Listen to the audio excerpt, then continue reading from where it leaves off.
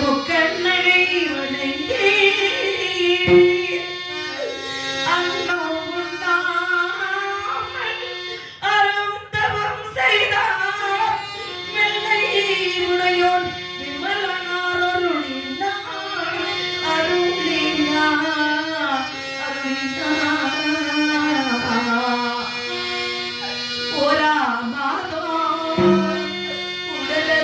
தளர்த்தையே மாதம் இடையது மிளிந்து 3ஆம் மாதம் முகமது விழுத்து 4ஆம் மாதம் நசுவிய மறுக்கை நன்மணிகள் மலர மலர மலர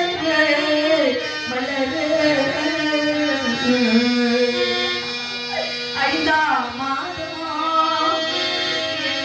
எல்லாம் தங்கும் 6ஆம் மாதம் அடிவயல் கணத்து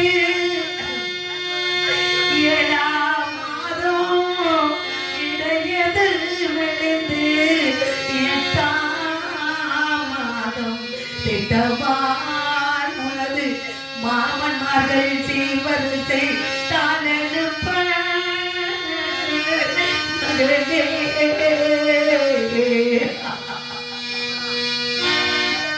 ஒன்பதாம் மாதமோ ஓலை போல் சுருண்டே 10ஆம் மாதம் பால்முகில் சுரக்க பலகானை பெற்றே அந்த பாவத்தே மொழி கொடுத்தேனடா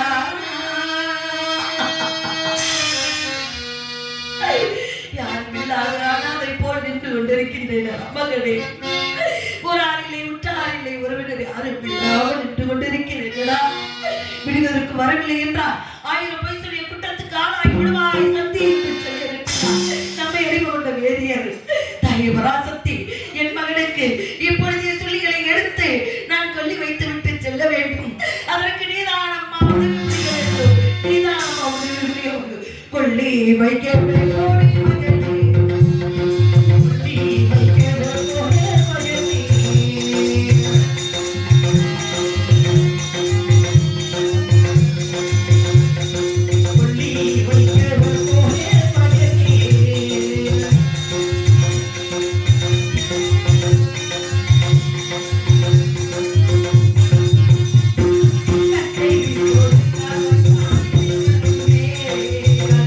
பொறுக்க வைத்தா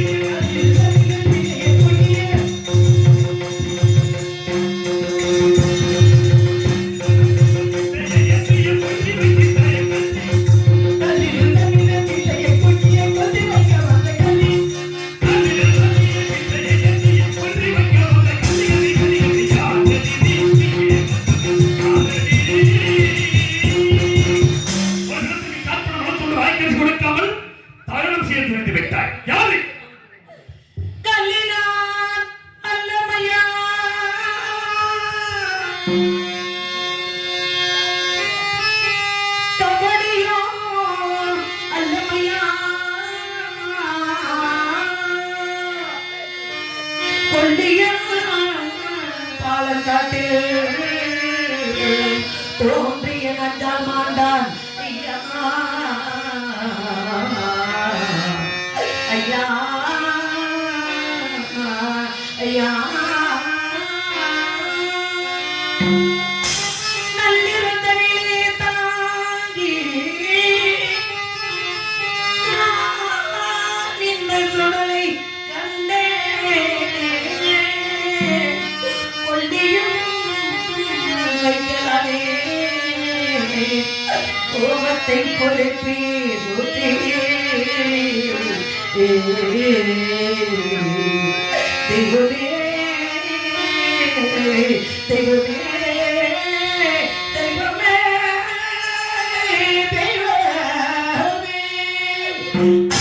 தண்ணியும் இல்ல கபடியும் இல்ல திருடியும் இல்லை ஐயா. இறந்த மகனை தகவல் செய்யவே இந்த இடத்துக்கு வந்தேன் ஐயா. இங்கே கவலுக்கு கொண்டு என்று கனவிலும்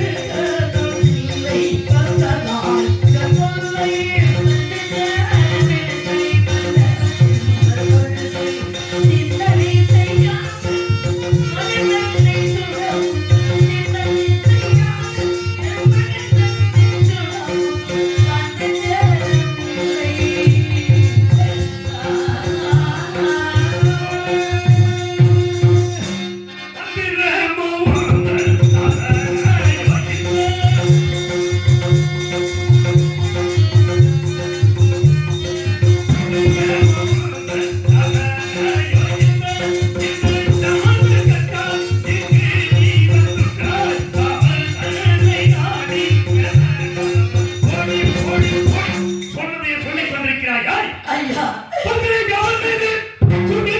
வந்து இஷ்டமாய் கொண்டு தன்னை இத்தனம் என்று பேசுகின்றார். நீர்மொழி சமத்தை தூக்கி ஓட்டமாய் எடுத்துச் செல்வார். உழைப்பிட்டேன் கல்லிப்பாரா.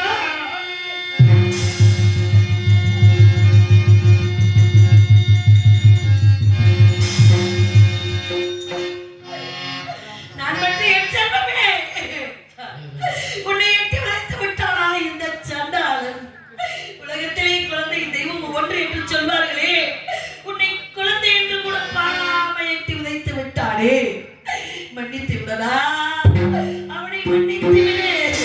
உன் அருமை தெரியாமல், பெருமை தெரியாமல், நீ யார் என்று தெரியாமல் தவறு செய்து விட்டான். மன்னித்து விடலா. நான் மட்டும் என் ஆசை நேசமகன், பாசமகன், மகனே, ஆசை மகனே, நேசமகனே, அடி மகனே, மகனே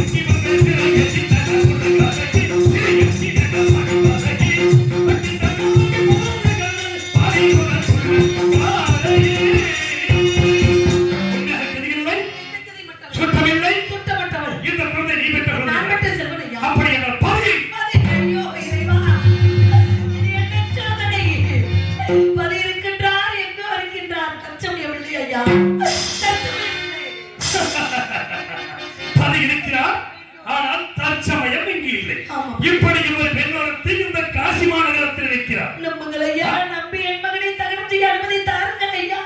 அப்படியா? பதி இருக்கிறார். யாரு மற்றவள்? என்னை தற்சமயம் இல்லை. நம்புங்களையா. ஏதோ பணியில் பணியில் பணியில் என்னவென்று பார்க்கிறேன்.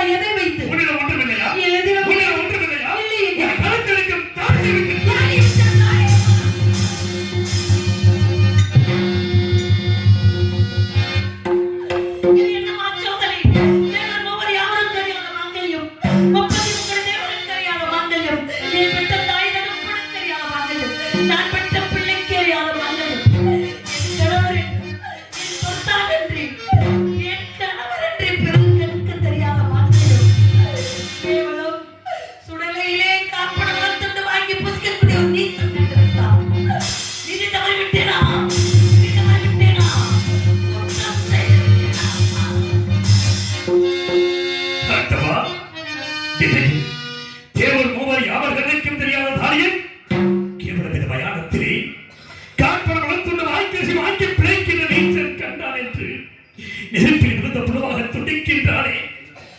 அப்படி என்றால் இப்பேற்பட்ட தன்மையெல்லாம் எனது பத்தினி தாராவதி கிளம்ப உண்டு. என் மனைவி தாராவதியாக இருக்குமா?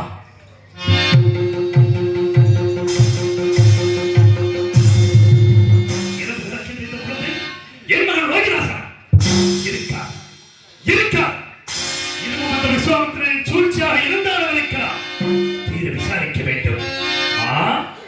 பெண்ணே, மங்கையே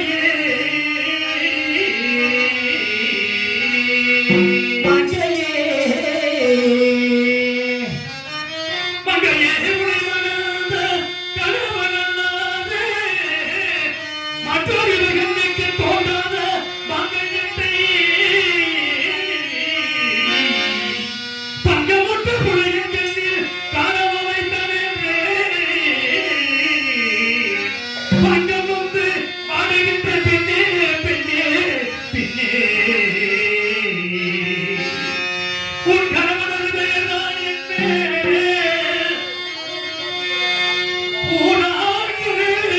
காஷ்டமதிலிருக்கும் குழந்தையின் பெயரா என்ன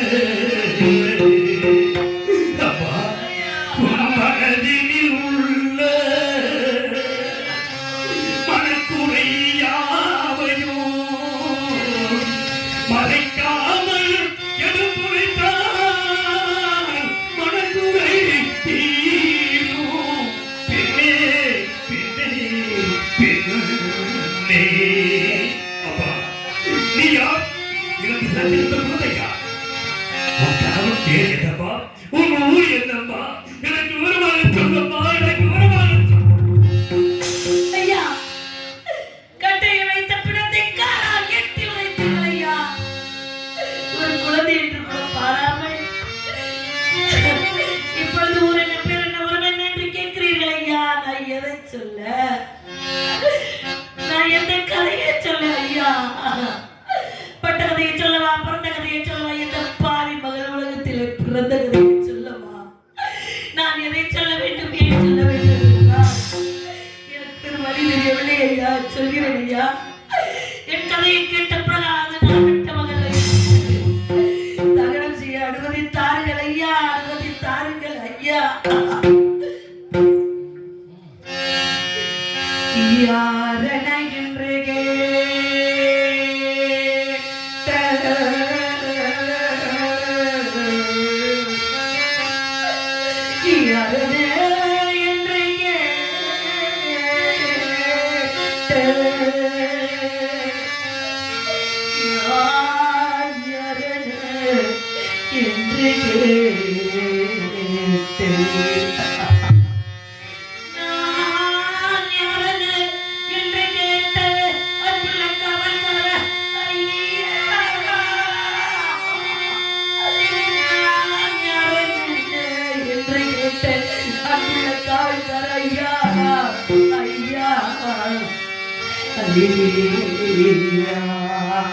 நான் யார் என்று தெரிய வேண்டுமா?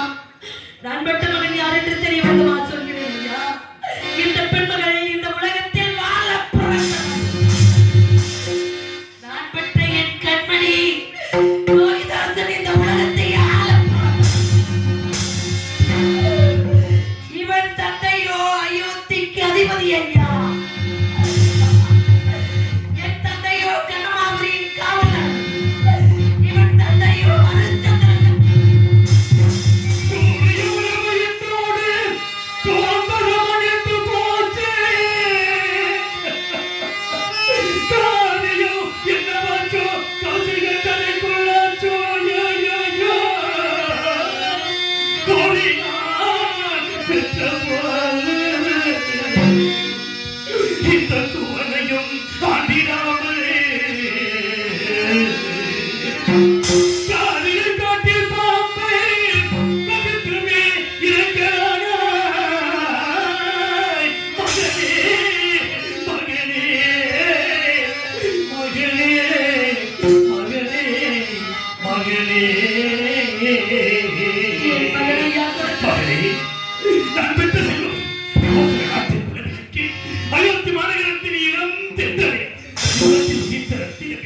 செல்வத்தில் பிறந்து சீரழித்து கிடக்கும் செல்வ சீமானே, நீ இறந்து விட்டாயா? நீ இறந்து விட்டாயா? நான் பிறந்த காரணத்தை நானே அறிகிறேன். நான் பிறந்த காரணத்தை நானே அறிகிறேன். நான் பிறந்த காரணத்தை நானே அறிகிறேன். நீ மகனே பிறந்தாய், செல்வ மகனே.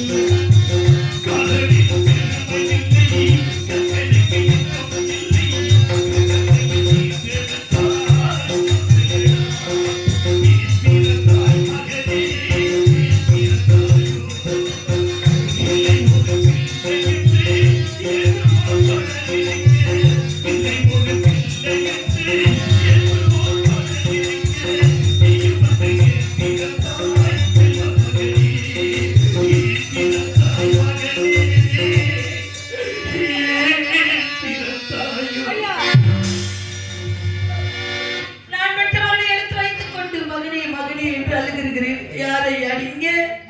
என் பிள்ளையை தொடலாமா? தொட்டெடுக்கலாமா? மகனை தொடலாமா? சொல்லிவிடுங்கய்யா. இந்த குரலை நான் எங்கேயோ கேட்டது போன்று இருக்கின்றது. சொல்லிவிடுங்கள் ஐயா. என் இருதயமே வெடித்து விடுமே சொல்லிவிடுங்கள்.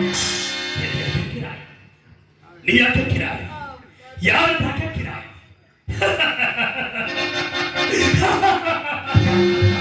எத்தனையோ துன்பத்தை கொடுத்தாயே, அத்தனையும் தாங்கிக் கொண்டேனே, அத்தனையும் தாங்கிக் கொண்டேனே. எத்தி மனைவியை கணவனை பார்த்து நீ யார் என்று கேட்கிறாரே, எப்படி புரிய வைக்கப் போகிறேன்? அம்மா, என்னையா யார் என்று கேட்கிறார்? என்னை தெரியவில்லையா?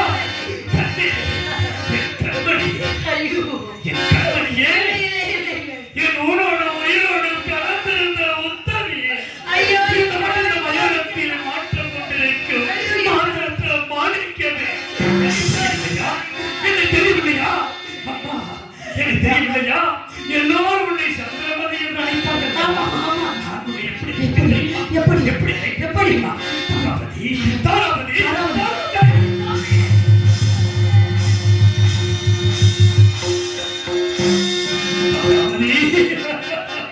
உன்னை இந்த நிலைமையில் பார்ப்பேன் என்று நினைத்து கூட பார்க்கவில்லையே அம்மா, நினைத்து கூட பார்க்கவில்லையே. மாணிக்க கோபுரமே, என் கண்ணே, மரகத கோபுரமே. மாணிக்க கோபுரமே, என் கண்ணே, மரகத கோபுரமே. மாணிக்க கோபுரமே, என் கண்ணே, மரகத கோபுரமே.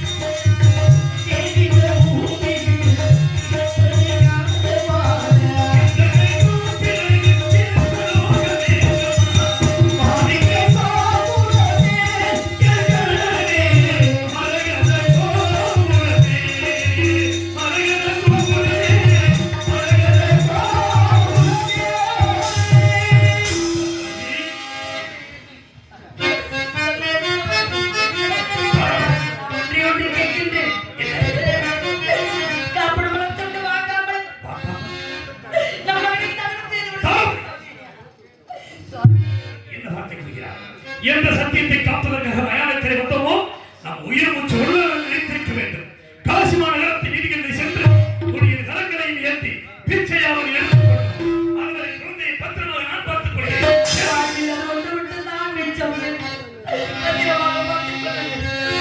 தாயே பராசக்திகளே ஐயா, நான் மட்டுமல்ல லோகிதாசன் பிறந்து விட்டான் என்று அள்ளி அள்ளி கொடுத்த கரங்களால் பிச்சை எடுத்து வருகிறேன் ஐயா.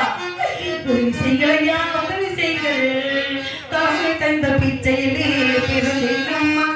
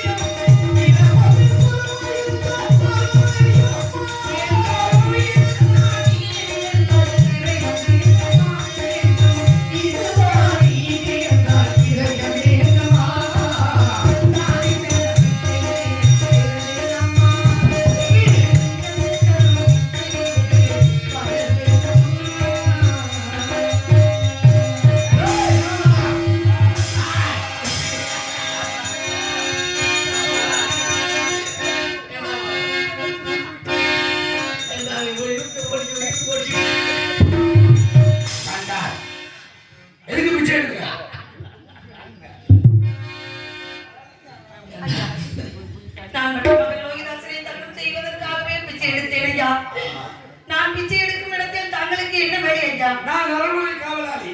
அப்படியா? எனது எஜமான் பேர் வீரபாகு. உன் மகனை தகனம் செய்ய வேண்டுமானால் உனக்கு தேவை எவ்வளவு? கால் பணம் உணவுத்துண்டு வாக்கரிசி. என் கணவர் கொண்டு வர சொல்லியிருக்கிறார் ஐயா. கணவர் கொண்டு வர சொன்னாரா? கொண்டு வர சொல்லுங்க ஐயா. இவ்வளவு பிச்சை எடுத்துனா நீ பொய் சொன்னதுக்கு ஆளாவாய். அப்படி இல்லை ஐயா. என் கணவர் பிச்சை எடுத்து யாரிடமும் கொடுக்காமல் கொண்டு வர சொல்லியிருக்கிறார். அப்படி பொய் சொல்லி அப்படி இல்லை ஐயா. என் கணவர் என்ன சொன்னாரோ அதை நான் கேட்டேன்.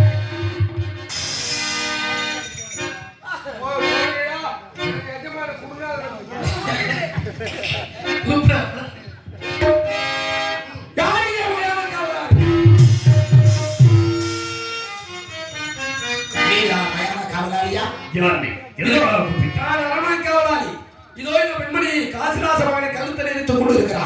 சூரியன் உதயமாவதற்குள் கழுத்தை இறுதியாக வெட்டும்படி எனது எஜமான் உத்தரவு. உன் எஜமானி உத்தரவிட்டால் என் எஜமானி எனக்கு உத்தரவிட வேண்டும்.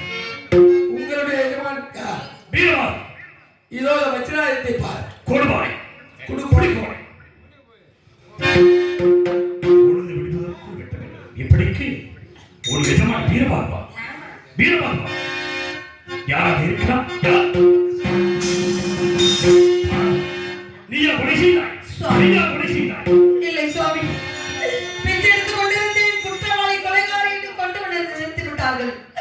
ஏதோ ஒரு குழந்தை இறந்து கிடந்தது. பெற்றவள் எங்க இருக்கின்றாரோ, இந்த குழந்தை இப்படி கிடக்கின்றதை எடுத்து தாய் குலத்தோடு அழுது குழம்பினேன். அந்த குழந்தையை நான் கொன்றேன் என்று இங்கு வந்து கொண்டு வந்து நிறுத்தி விட்டார்கள். சுவாமி, நான் குற்றவாளியா கொலைகாரியா சொல்லுங்க சுவாமி. நீ கொலை செய்யவில்லை என்பதற்கு நன்றாக தெரியுமா? இருந்தாலும் எஜமான் கட்டளையை எப்படி நிறைவேற்றப் போகிறேன்? உன்னை எப்படி நான் கொலை செய்வேன்? என்னை கொலை செய்து தாங்கள் இறைவன் சத்தியத்தை காப்பாற்றுங்கள் சுவாமி, காப்பாற்றுங்கள். அப்படி என்றால் ஆமாம் சுவாமி. பெற்ற மகன் இறந்து விட்டான். ஆமாம் சுவாமி. நீயாவது என்னோடு இருப்பாய் என்று நினைத்தேன். நீயும் என்னை கொலை செய்ய சொல்லுகிறாய் அப்பா. உன்னை நான் எப்படி விட்டுவேன்? அப்படி என்றால் என்னை விட்டு போவதற்கு நீ துணிந்து விட்டாய். அடி வண்ணக்கிளியே இங்கே தன்னந்தனியே விட்டு விட்டு போக சம்மதமோ? அடி வண்ணக்கிளியே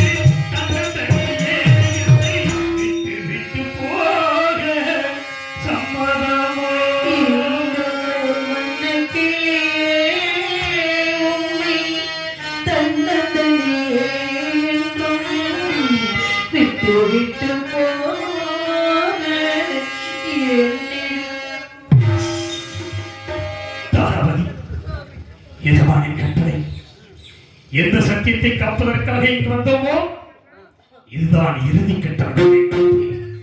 எஜமான் கட்டளை நிறைவேற்றுகிறேன். சென்று அவர்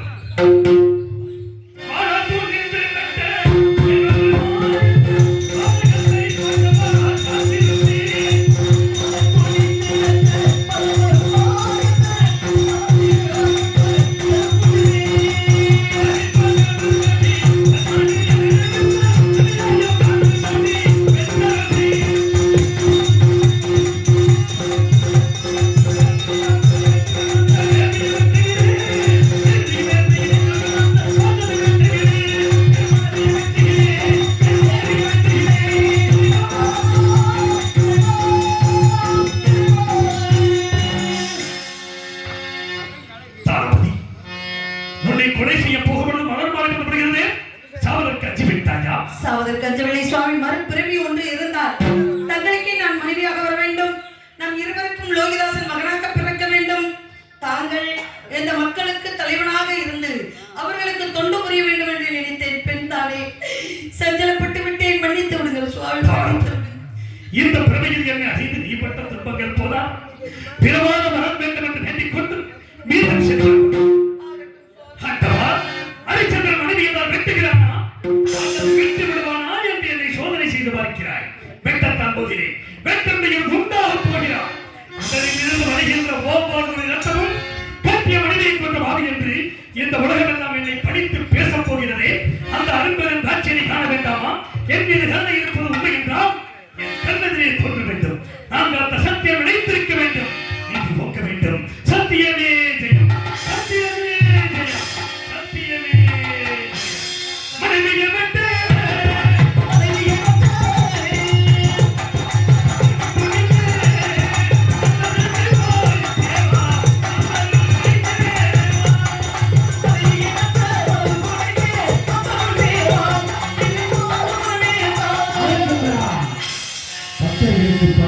பரமேஸ்வரன் பேசினிருக்கு. தெய்வங்கள் சபையில் நடந்த வாக்குவாதம் என்னோட சத்திய சோதனை நாடகம் நீயே வெற்றி இருக்கிறாய். ஆகையால் 56 நாட்கள் நீயே அரசாட்சி இருப்பாயாக. அப்படியாகட்டும் சுவாமி. அடைகின்றான்